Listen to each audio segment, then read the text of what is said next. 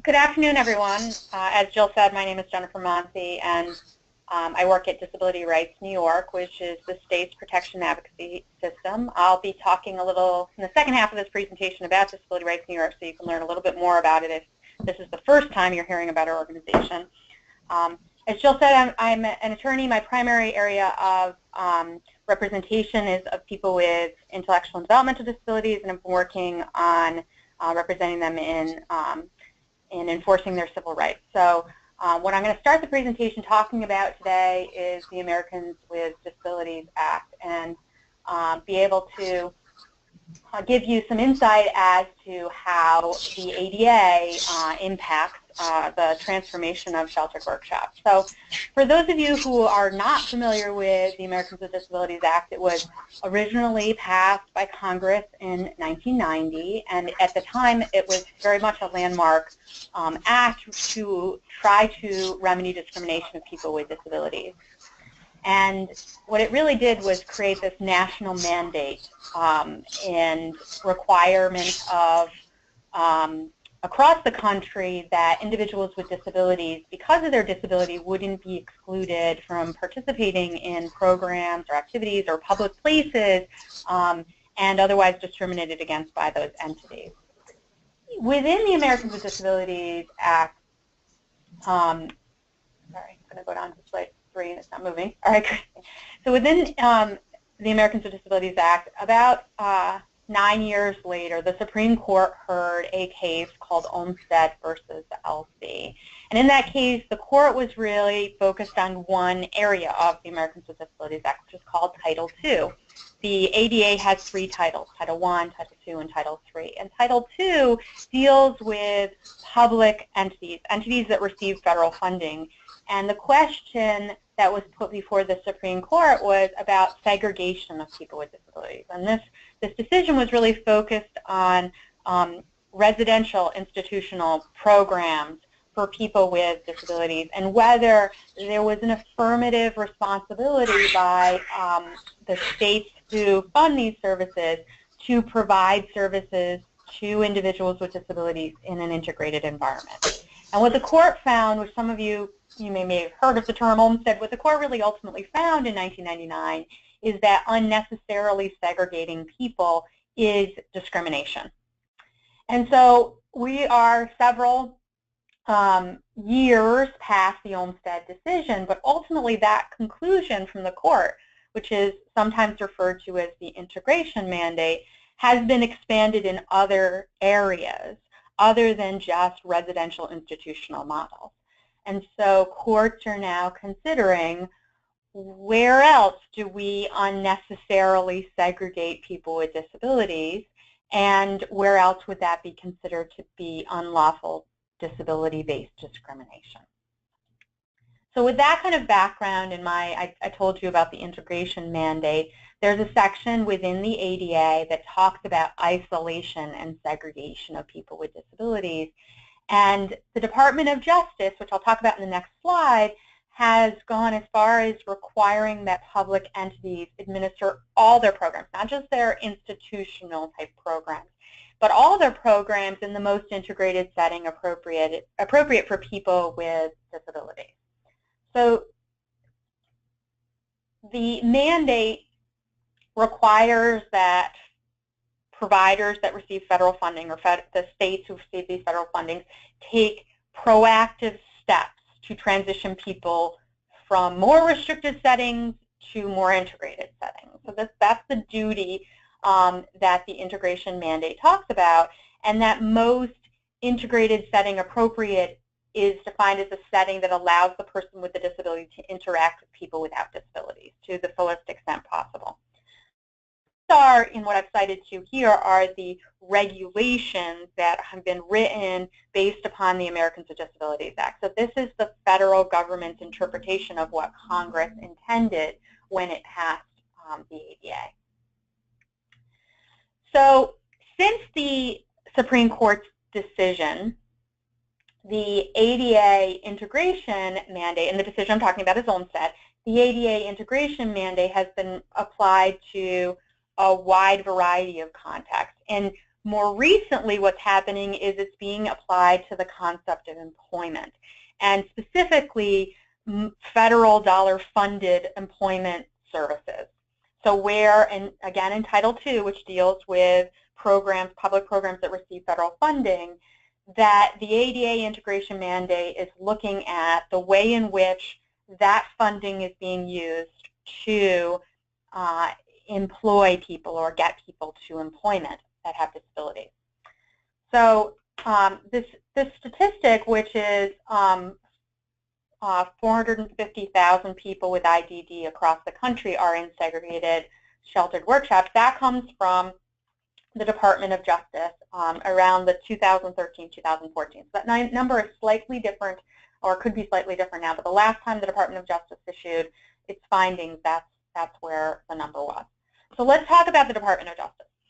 So the Department of Justice is really the lead agency at the federal level that enforces the provisions of the ADA. And it does this across the board. So I initially said there's 3 titles to the ADA, Title I, Title II, Title III, and we're really focused on Title II today. But the Department of Justice looks across those spectrums of entities that have responsibilities under the ADA, and they look to enforce that responsibility by primarily investigating complaints that they receive that someone or some entity is violating the ADA, and then issuing findings, and then they have the authority to take the entity or the person into court to enforce those findings and have a court ruling that they violated the ADA.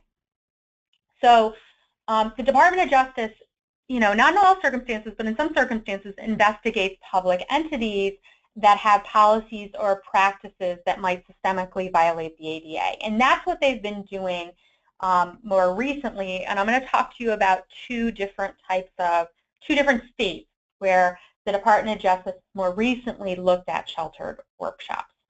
And I'd like you to think about these things in terms of the timing and what many of you are experiencing right now in New York, which is New York's policies for kind of shifting the way in which it treats sheltered workshops.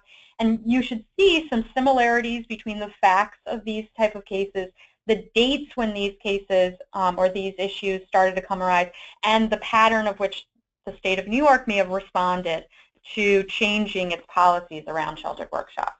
So the first one I want to talk to you about is the Department of Justice versus Rhode Island.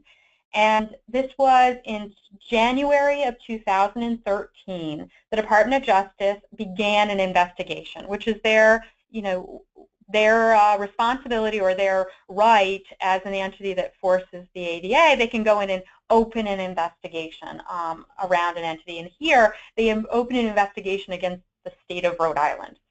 And very quickly after opening their investigation, which started in January of 2013, by June of 2013, so that same year, the state agreed to, at the time, they called it an interim settlement agreement, which is we are not going to fight you, Department of Justice, on the concerns that you have. We're going to start working towards resolving some of those concerns even before you issue your final findings.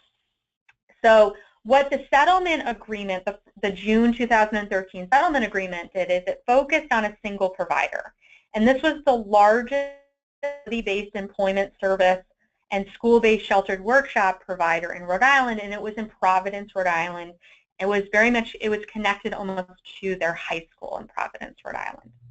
And what the DOJ eventually did in January 2014, so about 6 months later, they issued their final findings. And this is what they found about Rhode Island. They said that Rhode Island as a state over-relied upon sheltered workshops at the exclusion of integrated employment programs. That people with disabilities had little or no contact with people without disabilities within this model. That on average, people within the sheltered workshop settings earned $2.21 per hour. That typically individuals stayed within the sheltered workshop model for years and sometimes decades. And that students who were transitioning out of the school-age model were offered no meaningful choice, which meant that students were being prepared in the school-age model to transition to the sheltered workshop, And what they found in the Providence, Rhode Island high school is actually the workshop was connected to the high school, so people went from the pre-sheltered workshop skills being learned in the school setting to transitioning, not graduating, but transitioning into the sheltered workshop model. So those were their ultimate findings, but somewhere between January of 2013 and January 2014, when the final findings were issued by the Department of Justice, the state started taking some action. And so the action they took is in April 2013, the state voluntarily issued an executive order called the Integration Employment Plan. And the plan that they put in place was to reform employment services for people, particularly people with intellectual and developmental disabilities. And so individuals who before had only been in sheltered workshops were being offered the opportunity and the supports that they needed, which were being funded by the state, to find integrated employment. And what the Department of Justice was able to conclude in their January 2014 findings is that individuals that earn, let's say, there's one individual that earned 48 cents an hour was now earning minimum wage, and individuals that were earning this $2.21 per hour were actually earning above minimum wage, and that they were able to do that transition within the 6-month period of time between when they started their interim settlement agreement and when they issued their final findings. So let's talk about the agreement, let's call it. So in 2014, the Department of Justice, after they issued their findings letter, which was in January 2014, the state came to an agreement. And if an entity doesn't want to come to an agreement with the Department of Justice about their findings, which the Department of Justice issues their findings and they say, this is what you need to do these are all the problems we find, we suggest you correct them. If the entity decides to challenge them, then the Department of Justice can bring them to court to, in essence, sue the entity in order to enforce their findings. And the court would have to decide whether they agree with the Department of Justice interpretation of the ADA or whether they agree with the entity's interpretation that they're not violating the ADA. But in order to avoid that process, which most entities that are investigated by the Department of Justice try to avoid a court litigation after the findings of the Department of Justice, the state entered into a settlement agreement. This was the first statewide settlement agreement that addressed the rights of people with disabilities who receive state-funded employment and day services. So this is the first time the Department of Justice went into a state and said, we're going to look at the integration mandate, and we're going to look at how you provide services to people, not in an institutional model, so primarily focusing on a residential type of model, but where people are during the day, both in employment and day services. So what was agreed upon is that 2,000 Rhode Island individuals with disabilities who are from Rhode Island are currently in segregated employment programs would be impacted by this agreement, and that an additional 1,250 students not yet into the segregated setting will transition away from the segregated setting into the workforce. And how they planned to do this is to expand their supported employment placement programs, and what they called the expansion had to be into, quote, kind of the typical job in the community. So it had to be paying at least minimum wage, offering the maximum amount of hours consistent with the person's ability, but the hours had to average out at least 20 hours per week.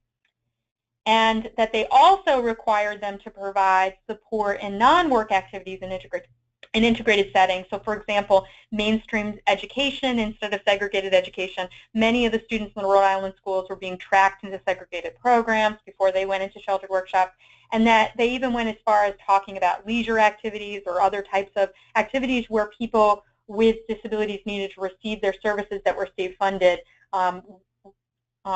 where people without disabilities were also receiving those kind of benefits. So transition students, they require them to start at the age of 14, including what they required under the settlement is that they have to give them internships, job site visits, basically exposure to the work environment starting at the age of 14, and that they would increase funding directed at this for at least the next 10 years.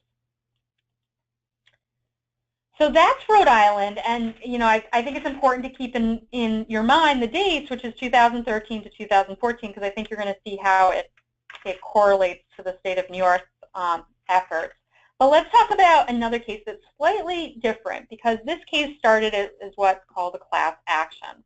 So what happened is a group of people, a group of plaintiffs got together and said, I'm being treated similarly by the state of Oregon, and the way I'm being treated violates the ADA and the Olmstead integration mandate, so I'm going to sue the state of Oregon, and that's what Lane v. Brown is about. That suit was filed in 2012, but the Department of Justice again got involved in 2013, and the Department of Justice has the ability to kind of peek its head into any litigation that's going on that impacts the ADA, and they often do that. So if a case is existing and they think it's particularly important to their responsibility to enforce the ADA, they'll come in and they'll become a party in the case, and that's what happened here.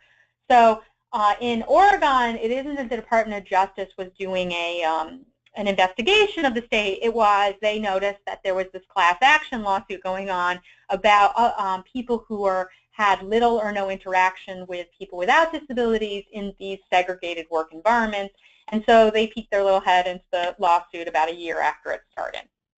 And this, again, was a first because it was the first class action involving sheltered workshops that paid sub-minimum wage. And that was a lot of the plaintiff's complaints, is that the lead plaintiff is Paula Lane, and she was making 66 cents an hour packaging gloves over a 12-month period of time. And so the focus of this was not just about the segregated setting, but that people were being paid sub-minimum wage in that segregated setting. What was slightly different about the Oregon case is that this was a state that did have employment services that were a little more consistent with New York. So you have these sheltered workshops, but you also had integrated supported employment. You had related services and group employment. So they had a variety of different types of services. But what was really happening is that the funding for segregated settings outweighed the funding for these other types of services. So in 2013, when the Department of Justice got involved, they found that almost 4,000 people, 3,900 people were in these sheltered workshops, that they tended to remain in the sheltered workshops for 11 to 12 years, and some of them as long as 30 years, and that the average wage was a little bit more than Rhode Island, $3.72, but that 52% earned less than $3. So in 2012, what they found is that only 16% of individuals with intellectual development disabilities were receiving supported employment, and only 10% of those individuals had a total of hours that were worked that 10% of the hours worked in integrated employment. For those that were in integrated employment, they were only in integrated employment for 10% of their time. So even those 16% of people who are getting supported employment to get to integrated settings, they were really only spending a very small amount of their time in these integrated work settings. They also found similar issues with youth. They said that hundreds of children who are aging out of the school system were leaving that for sheltered workshops, and that the students, were given transitional services only to prepare them for sheltered workshops. So they were performing these mock sheltered workshop tasks. And these were all the claims that came out of that lawsuit. So shortly after the Department of Justice got involved, which I'm hoping you're seeing a pattern here, in 2014, the parties came to a settlement. And the settlement was a 7-year commitment by the state of Oregon. And the commitment was to reform their system. And they estimated that about 7,000 individuals will be impacted. So that's a larger number of people than Rhode Island. Again, Oregon's a little bigger of a state than Rhode Island is. But their agreement was slightly different, right? So they said supported employment would be given to a little over 1,000 people, so 1,115 people will transition to competitive employment from their sheltered workshop settings, and competitive employment included full-time or part-time with the maximum amount of hours for that person could achieve employment. So not the maximum amount of hours that we can find a person a job, but there will be an assessment of the maximum amount of hours because of that person's ability to work, and that only full-time or part-time employment would be considered to be a success, therefore counting towards this 1,000 number of people. So by June of 2017, there was an agreement to reduce the number in sheltered workshop by almost 2,000, so 1,920. It's actually 26, it says 25 on my slide, and that no more than a little over 1,500 people, so 1,530 people would be in sheltered workshops. They also set a different barometer than the Rhode Island case, which is the number of hours spent in the sheltered workshop would reduce from about 93,000 to around 66,000 hours per week. So that was their plan. They also addressed youth as well. They said for transitional youth and newly eligible individuals that they would no longer be able to enter into the sheltered workshop model. So that should seem very similar to New York's kind of elimination of the access of sheltered workshop to people transitioning or newly entered into the ID and DD system. 7 years, over a 7 years period of time, they were committed to help at least almost 5,000, 4,900 youth between the ages of 14 and 24 to choose and keep competitive employment. So that's what they're tracking over the next 7 years from this. And they did point out that the goal was not to close sheltered workshops, but to achieve integration.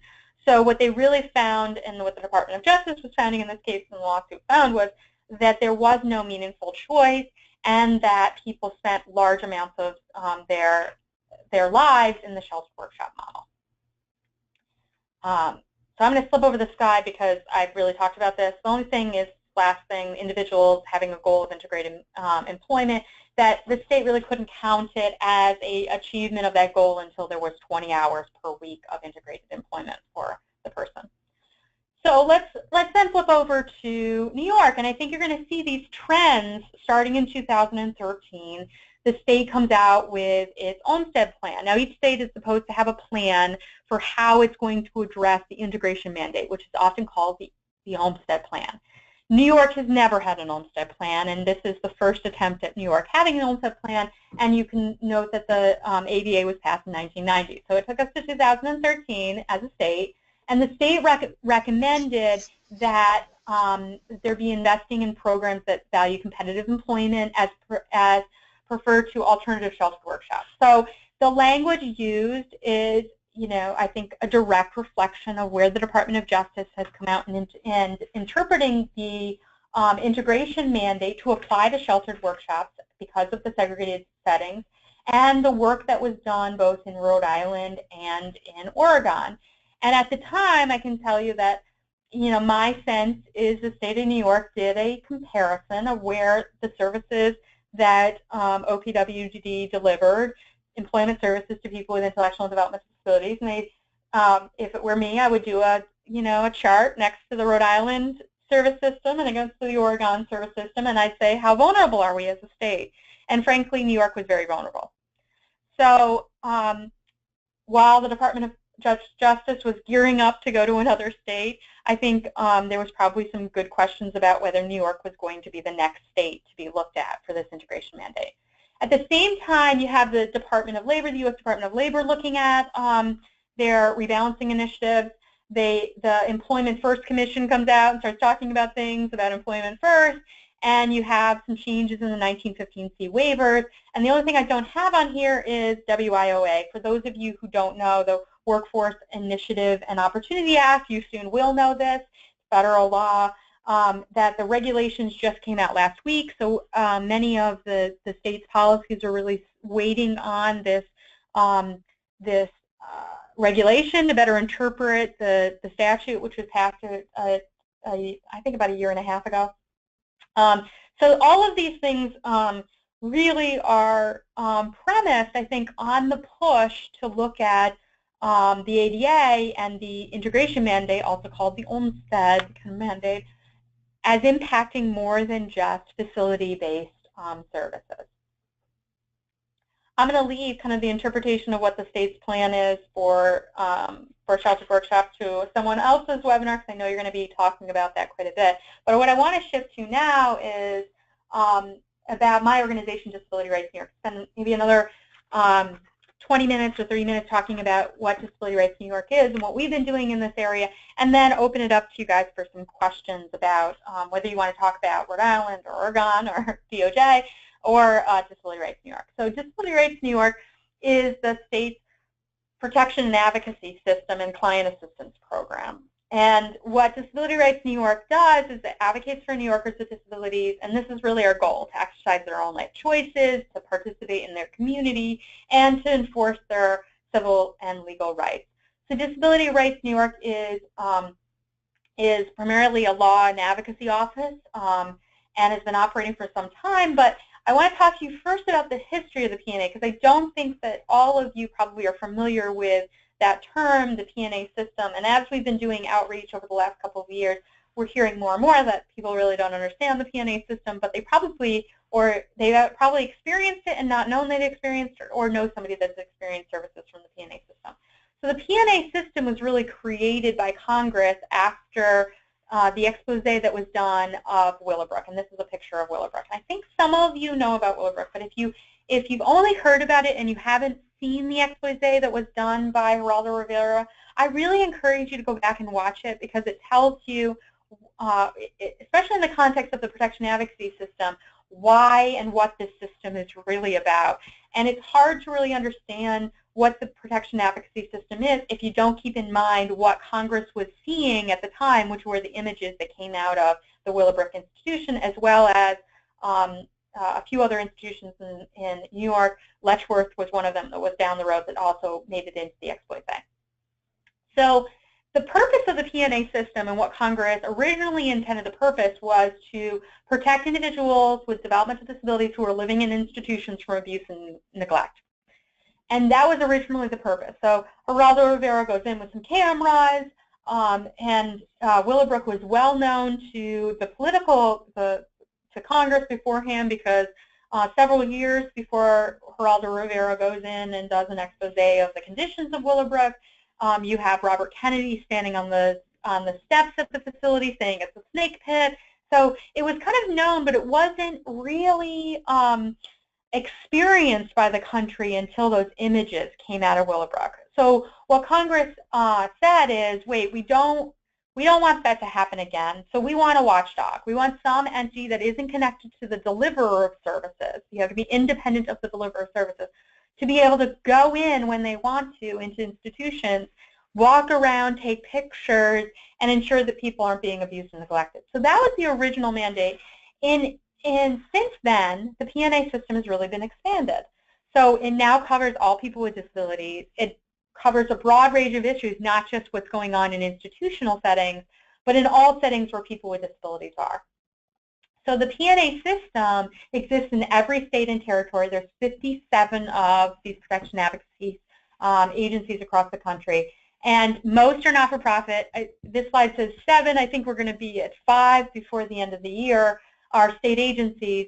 And the PNA system collectively is the largest provider of legally based advocacy for individuals with disabilities across the country. And it's really the only provider that's cross-disability as well at this scale. So the PNA system is, the way in which Congress created it is that instead of just adding to programs, Congress tends to create new programs with new funding streams. And that is an easier way to address the concerns of the population than to say we're going to just add to an existing stream. So the first one you see up on your slide is for individuals with developmental disabilities. That's the program that I told you I direct. But shortly after the Willowbrook scandal, it wasn't too far after that Congress recognized that the treatment of people with mental illness in psychiatric centers wasn't much better. And so they created the PAMI program, which is Protection and Advocacy for Individuals with Mental Illness. And then they took a couple years off, and they came back and they said, wait, it's not just that people with developmental disabilities and people with mental illness are subjected to abuse and neglect. It's all people with disabilities. So the PAIR program was created to cover any person with a disability that isn't a person with mental illness and isn't a person with a developmental disability.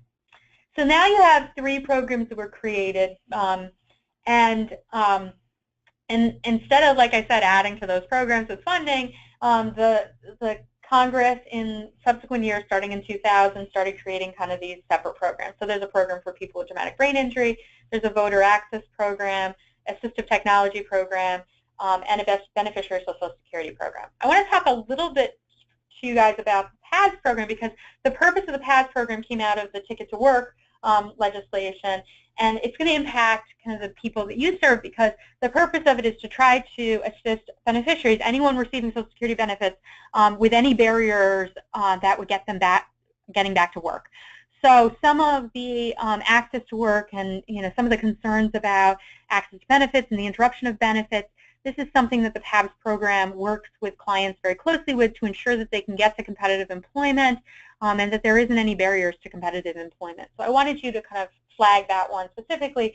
While the program that I direct, the Program for People with Intellectual and Developmental Disabilities, has done does a lot of work over the last few years in sheltered workshops. So we're doing it alongside of the Program for Beneficiaries of Social Security. And then the final program, which really does impact you, and it's going to impact even more because of WIOA now putting a responsibility on the Client Assistance Program to be more present in sheltered workshops, is the Client Assistance Program. And that program assists people with accessing the state's VR services.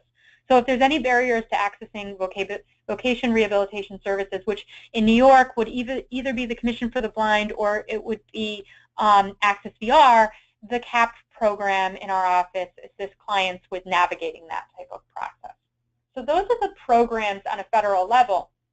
What I have to say is that the P&A Authority, which some of you may have experienced because we've gone out and done monitoring at 40 sheltered workshops across the state in the last year and a half, some of you might have received a letter, or your executive directors might have received a letter about doing monitoring. And the P&A Authority gives the P&As this broad authority to come in and do monitoring, which means that we come and look around, but also it means that we talk to people about what their rights are, and we meet with people who are receiving services, and we ask them what they want and whether they know how to access the things that they would like.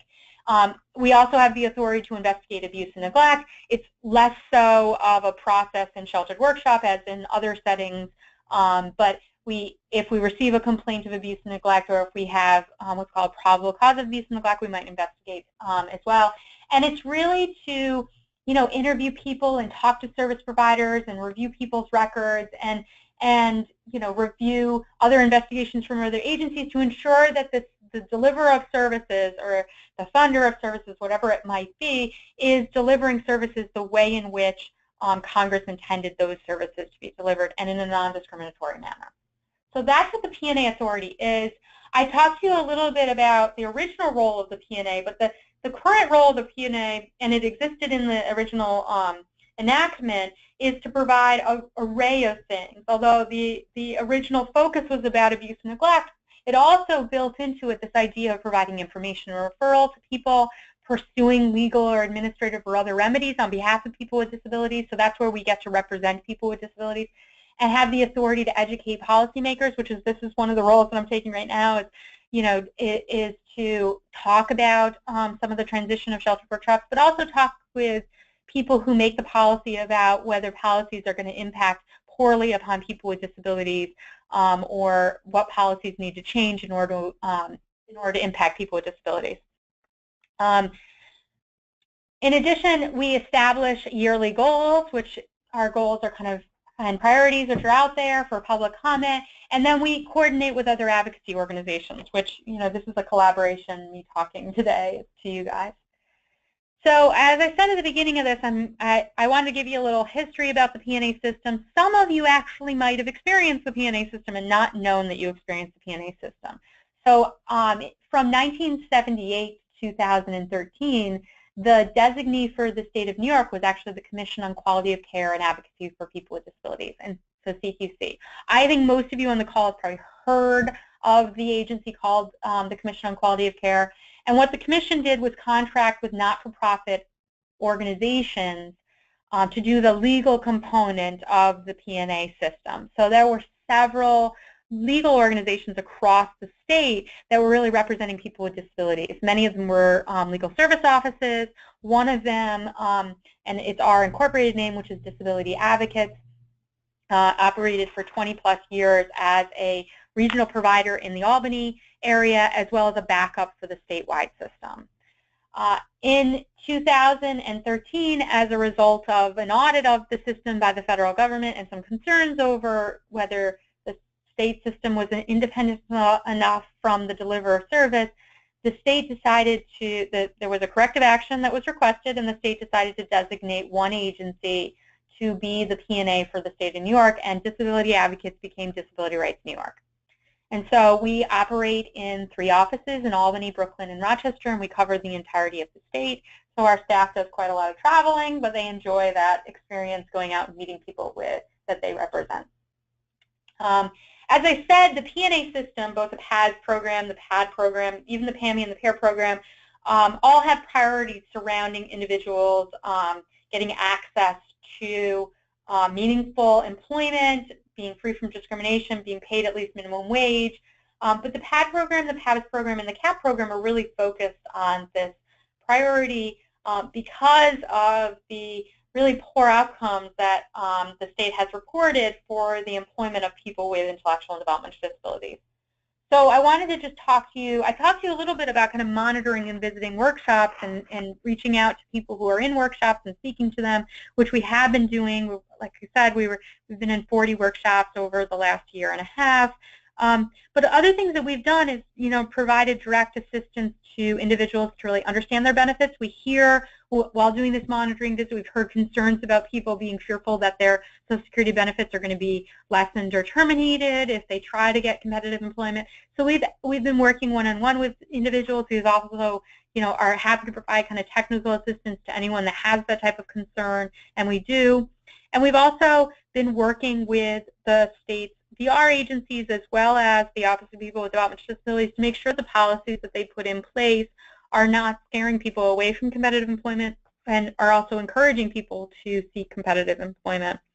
And finally, we're not just an entity that investigates kind of public entities that, or entities that are funded by the public entities to provide services, but we also look at private employers. And our private employers, after people with disabilities obtaining jobs, being discriminating against them, refusing to provide reasonable accommodations, that's a great deal of the work that we do. So we really are trying to ensure that the workplace that individuals with disabilities that are seeking competitive employment are going to work at are reasonably accommodating them and are not discriminated against them. So to do that, we've done training to employees, we've done training to employers, we've talked to, we've done a variety of activities. In the next couple of months, you're going to see some of those activities coming out from Disability Rights New York to really demonstrate what the concerns are with employment of people with disabilities across the state. So I'm going to put my contact information up there. I have kind of can really go on and on with more, but I thought maybe we could start with some questions and then maybe it can trigger some other concerns or dialogue about some areas that you think I might be helpful in clarifying for you guys.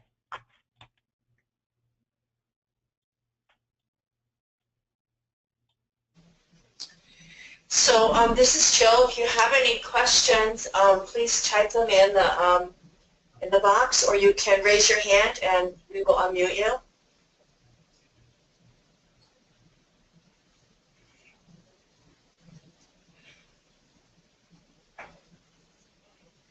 I have a question, Jennifer. You had said that you have 3 offices. So if an individual is say in Brooklyn and they wanted to talk to you about how getting a job would affect their benefits, would that be something that you would be able to help them with?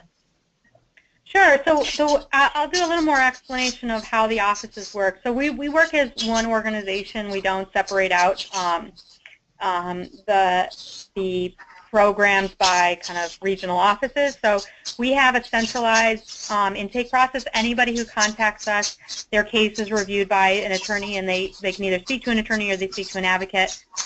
So we have the number, which I have up here, which is either the 800 number or the phone number or the TTI number, all comes into our Albany office. And then it is delegated kind of staff appropriately based upon the director's determination of who needs to be assigned to it, and then someone gets back to them. And so even if you're in Brooklyn, it doesn't mean that you necessarily need to find yourself to the Brooklyn office. You really find yourself to the central location, and we have kind of an integrated system where we connect people to the appropriate advocate or attorney. But every person who contacts us, no matter what the question is really having their case reviewed by an attorney. And, you know, if we're not the appropriate office, we generally will provide you information or referral. But we do have a lot of information about benefits concerns, or anybody that's saying, I don't want to work on a plan to competitive employment because I'm fearful of something, and your entity doesn't know what that something, doesn't know how to answer any questions of people that are having concerns. You're welcome to either call yourself with that concern, or call with the person, or have the person call us directly, and then we can kind of direct it to the right person to get back to them. Thank you. We have another question from Patricia McKay, and she is asking if you can address a group of parents who have serious reservations about their sons and daughters entering community employment. So we do a lot of work with, I didn't put it in the slide, but we do a lot of work with families, and we have done trainings and outreaches to families or one-on-one conversations with families about these concerns. A lot of them, like I said, come down to, you know, the benefits are a concern. There is some level of security from the family's perspective about one location where someone goes to every single day, and knowing that that person is being transported there and transported back. So we do understand the concerns that families are having. And also, you know, some families are raising concerns about, you know, I'm fearful that if they are in the workforce, they're just going to be discriminated against, or they're going to be made fun of, or they're going to be bullied, or so there are some legitimate concerns that families have, and we've been spending some time with families to talk out those concerns, talk about the long-term kind of consequences of, you know, sub-minimum wage and not having integrated opportunity. And we've had some success with families. I understand where their concern has come from, but I do think that we're absolutely here to have conversations and to open those dialogues and bring other organizations in that I think have done a good job of educating families about why this is important too. Nicole, do you want to unmute Pat? Pat, did Jennifer answer your question, or do you have additional comments you want to make? Pat? Okay. I've unmuted you, Pat. Okay, hi. That's a good answer. That's a good answer, thank you. I'm also thinking about the fact that WIOA, in its new rules effective in July of this year relative to people who are receiving sub-minimum wage, will need to have at least annually information about advocacy, self-advocacy, peer mentoring, training opportunities, and career counseling. And those can't be provided by an entity who has the sub-minimum wage certificate. So in the situation where I am, we have that sub-minimum wage certificate, and we can't then provide the career counseling, the education, blah, blah, blah. So I wondered, is your organization prepared or able to absorb that kind of assistance to people who are in a workshop and looking to get out? Sure. So I could say in WIOA, there's also a responsibility given to the CAP program, which we operate, and it talks about that level of education and needing to connect with child workers. So I think that there is a cohesive relationship that we're likely to create with entities that are in your circumstances. But yes, we do like I said, in the last year, we did 40 outreaches to sheltered workshops, and some of them were, we only counted, if we went to a sheltered workshop, even though we went 3 times, we only counted it once. So it was many more visits, but really 40 different entities that we went to, or locations that we went to. So yes, that is something that we do and can continue to do in terms of educating people about their rights. It is obviously much easier to go to one location which has 50 people and talk to 50 people at the same time than it is to do it through kind of an intake process where people call and we do it one-on-one. But what we ended up doing with, meeting with the 50 or 100 people in each of these settings, we hand out information about our organization, and then we get calls from them after the fact, and we provide that assistance one-on-one to them as well. So I do envision it is something that we're prepared for, and it's something that we, are happy to kind of go out and talk to this population about what their opportunities are and options are. Great, thank you very much. That's good to know. Do we have any other questions? Are there any hands raised, Nicole? I haven't gotten any yet, but everyone, you are welcome to raise your hand and I will unmute you. So I just wanted to throw out there, I hope this is kind of, I think you should see a parallel between New York and what was happening in those other states. And I know that when we were doing the outreaches to entities that are kind of being put under these new rules, and the rules are changing, we're not quite sure what the rules are, and oh, now it's this and that. In New York, over this period of, let's say, the last year to 2 years, some of their complaints was that this is just being invented by, policymakers without any kind of foundation. And I'm hoping this presentation can give you why things were done kind of, I would say, relatively quickly with, very, not as much input from people who receive services in the sheltered workshop setting. And even though people have not reported that we don't have this mass number of people, and we're particularly when we're doing outreach, we're not getting complaints per se from people within the sheltered workshop model. I think, the biggest complaint that we get is people want to be paid more money, but no one is saying that the sheltered workshop providers are there to exploit and abuse people with disabilities. That's not what triggered this change. What really did trigger this change is a rethinking or now the forward policy from the federal government that integration is not just required in an institutional model. And I think we're seeing that across the board with all the services that are being delivered, particularly now that if some of you work within kind of a residential model and are experiencing some of the demands of heightened scrutiny, which is looking at whether a setting, like let's say a 4-bedroom house, is really an institution or is it a community setting, there is much more emphasis being placed on the deliverer of service about how integrated we really are as a system.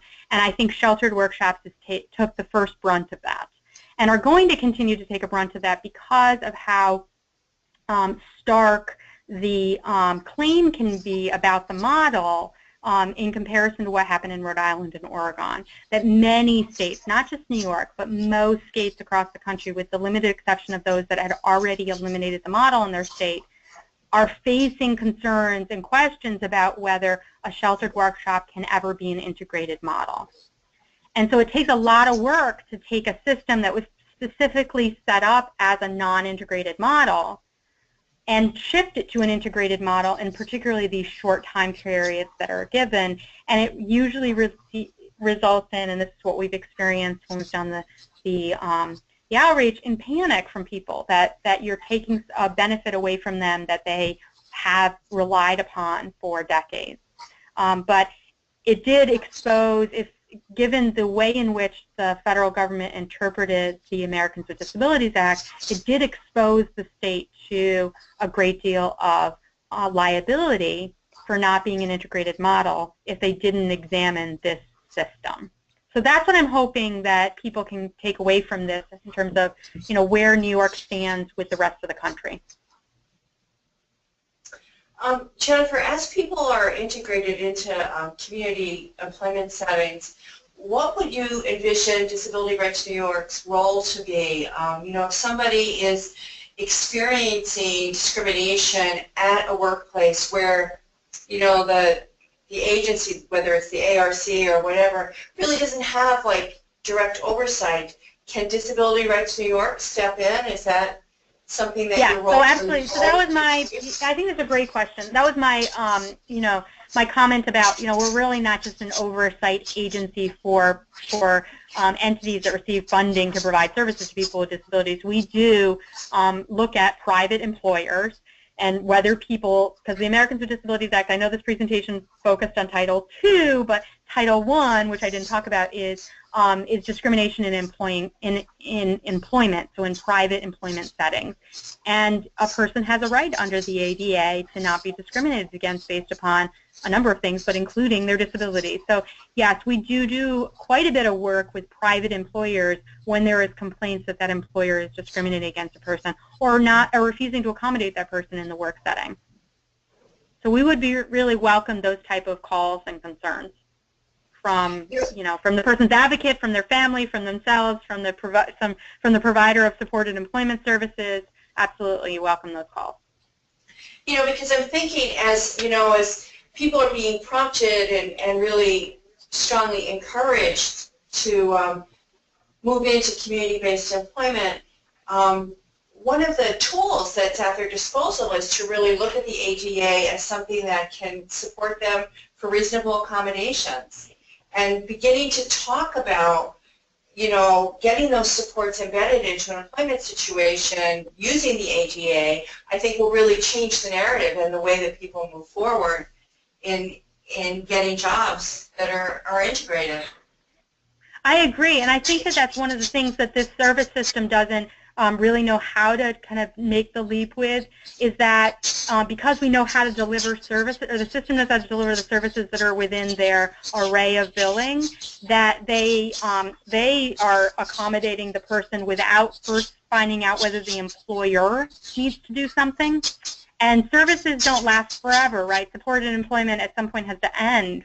And so if you aren't looking at what the responsibility of the employer is, then you're not helping that person to transition into the truly competitive market where other people who don't have, where they would not need to rely on the sports being funded through this system.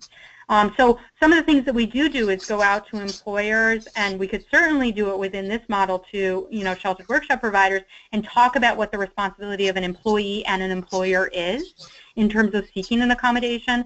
A lot of what we do is provide technical assistance to the employee beforehand. We don't get directly involved because sometimes getting an attorney involved and at the initial stages is unlikely to be very productive and can have impact. But what we do is we talk to employees about how to seek accommodations from their employer and what to include in a request for an accommodation and what the responsibilities of an employer would be to respond to that accommodation request. But that really, accommodations change as a person changes within their employment.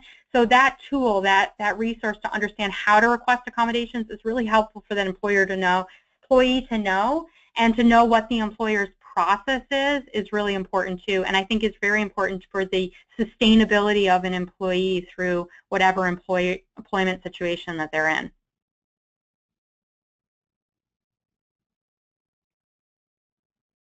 Thank you. So I think that really expands the ways that Disability Rights New York is a resource for people, organizations that are trying to help people to find jobs. We have another question from Patricia McKay. And by the way, I apologize. I'm going to mute my line in a minute. We have construction going on in our building. So if you hear something that sounds like I don't know, to me it sounds like a dentist drill. That's what it is. So Patricia McKay is asking, how does Disability Rights New York relate to the CAB for Willowbrook class individuals? That looks like a great question. I'm going to go ahead and mute myself. And Nicole, can you go ahead and unmute Pat in case she wants to elaborate more on her question? Yep, I have unmuted you, Pat. All right, so the CAB was created in the settlement agreement with Willowbrook, and it was a specific term of that settlement agreement. It is not connected to the protection advocacy system. So while the Willowbrook litigation was going on, the federal government created the P&A system.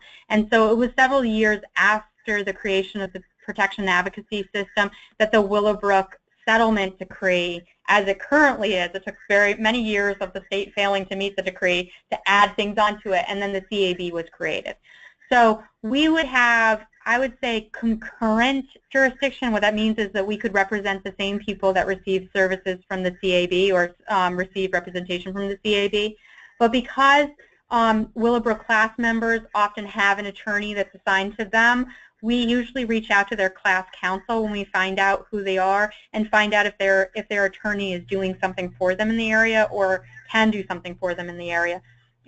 Most of the stuff that comes out of the CAB is not about, private employers, so discrimination by a private employer. So sometimes the two class counsels who are very familiar with the attorneys who represent them, they'll say, that's just that's not the type of thing that the CAB would do, or that's not the type of thing that we as an attorney would do for them.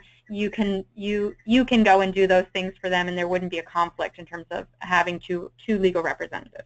So it is slightly different in the sense that Congress kind of created this system to look at the whole, not just at Willowbrook class members, but to look at the whole delivery of services within New York State. It just happened to be the images that came out of Willowbrook is what prompted Congress to start taking some action. Does that answer your question? Yes, it does. I think what's so interesting to me is that there is one individual here in the workshop that we operate who is a Willowbrook class member, and her CAB representative is advocating that she stay here as we talk about transition and transformation and looking at options. So it's kind of ironic to me. Yeah. That I'd be happy to, I'd be happy to talk to the individual and talk to their CAB representative if that's something. If what you're saying is the individual is not interested in staying, but the CAB representative is advocating for it, we usually just get involved and have conversations about what the concern is that the CAB might have or what the concerns are the individual might have and see if we can remedy those types of concerns. Often what's supposed to happen is the CAB is not supposed to take a position that's different than the person themselves, but maybe they're just not aware that the person, the person is objecting to the transfer because they're scared of something that could easily be resolved. But I think that it's really incumbent on the system to, and I think this is where we have, in New York, face so many problems that DRNY has really uncovered, is that when a particular person or particular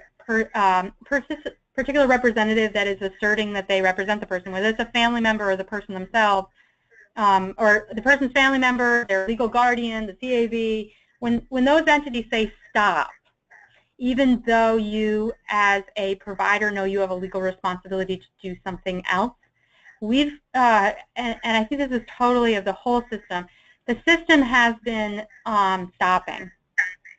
And I think that's where the federal government is having problems with New York, is that that isn't what you're legally supposed to do, and you can't rely upon the fear of the legal representative or the person asserting that they represent the person as to cover your responsibility under the ADA.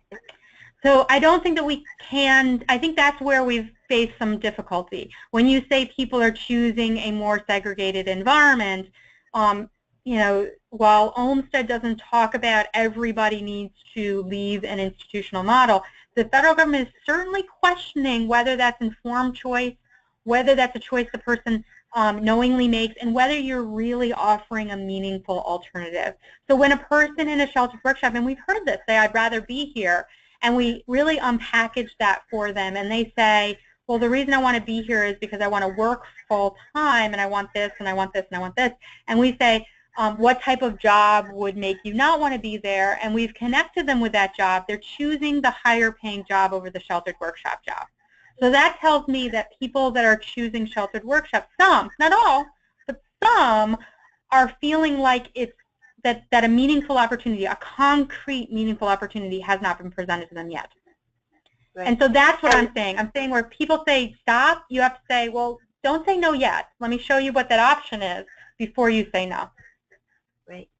In this particular, that explanation is excellent. In this particular case, the woman is in her 70s, Yep. and is still saying, oh yes, I want to work because I want to make money, and yet in the face of the fact that we are transforming and we are looking at naturally occurring transitions in people's lives, most people, she spends most of her time in a kind of day program that Yep.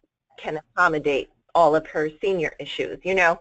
So it's just and we have, I mean, this is really complicated. Sheltered workshop transition, particularly for an aging population, is not, you know, when you're looking at a transitional youth population, it's certainly a different set of circumstances than you're dealing with an aging population, right? So, yes, this is a complicated question. It's a completely different question, and particularly, you know, and I think we had the same question that we're facing when we're doing deinstitutionalization of people in institutional models, right? They've lived there for 30 years. You know, the question of a person that's in their 90s when you're doing it, and the person in their 80s when they're doing it, and a person that's in their 30s is a different question that you ask. But I do think that at the end of the day, what we have to figure out is the option there, and is the person not choosing the option, or is the option not there because we haven't created it yet? And that's really what I think the federal government is looking for from the states. What is your meaningful opportunity? It doesn't mean that people have to select that meaningful opportunity. It just means you have to be able to show that you've demonstrated that the person had an option and that they didn't select it, and why they didn't select it. Mm-hmm. Yes, thank you. You know what, I think part of what you're talking about, both, you know, Jennifer and Pat, is really doing a lot of the discovery work with individuals. And I know for your person, Pat, who's in her 70s, yes, she wants to work, but, and I'm sure you've already done this because I know how you work, but, you know, for others who are listening, to really kind of tease out what it is that the person likes about work. You know, when we have our webinar in Beyond, one of the things that they did was identify the things, the positives that people were identifying with from the sheltered workshop. A lot of them were just social contacts and the opportunity to have lunch with particular people and so forth. And those things can be put into place even after someone moves into a different job in a community setting. There can still be those opportunities for those social contacts, just the way all of us change jobs and maintain social relationships with people from former employment situations. Yeah, and I'll say, Jill, that was, I was not necessarily surprised, but that was a lot of why people really liked the model when we were going into sheltered workshops. The peer interaction, the camaraderie of seeing someone every day, of seeing the same people, of having those friendships. And, you know, it's harder to replicate when you're going to separate everyone and they're going to go into their other settings. And really fearing that they could not have the same type of interactions with peers that did not have disabilities.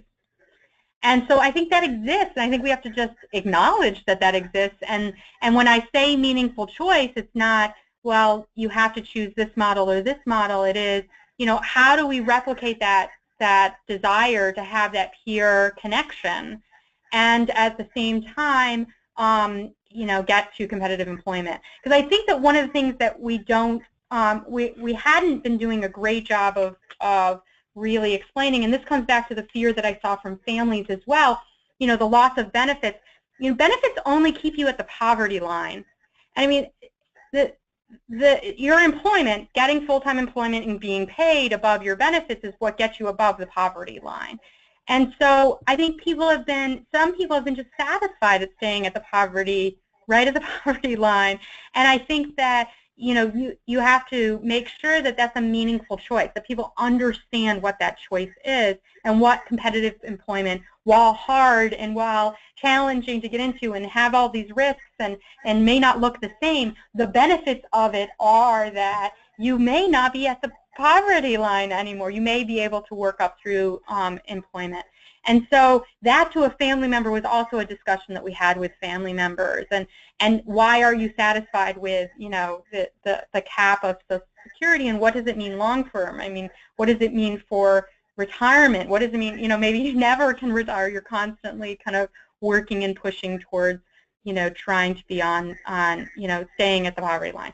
So these are all conversations. Choosing one thing means you're choosing the other, and I think you have to have those frank conversations with everyone who's making the choice. Ultimately, they get to make the choice, and if the state doesn't have to fund it, they have to recognize the state doesn't have to fund a particular model and may not in the future fund a model, but they have to know that it's a meaningful choice, not just I'm choosing to work here versus there, but by working here, this is what it means to my life.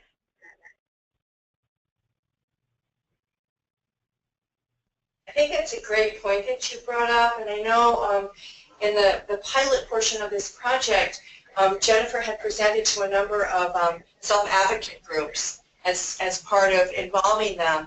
And Jennifer, when you said that part about your benefits are maintaining you at the poverty line, a lot of people really struggled with that concept because they never thought of it that way. They just simply thought of it as, well, this is the money I got, and this is what I live on. And that kind of speaks to what you've been talking about in terms of meaningful choice. If you don't know what's out there, you know what to ask for, and you don't know what you're looking for.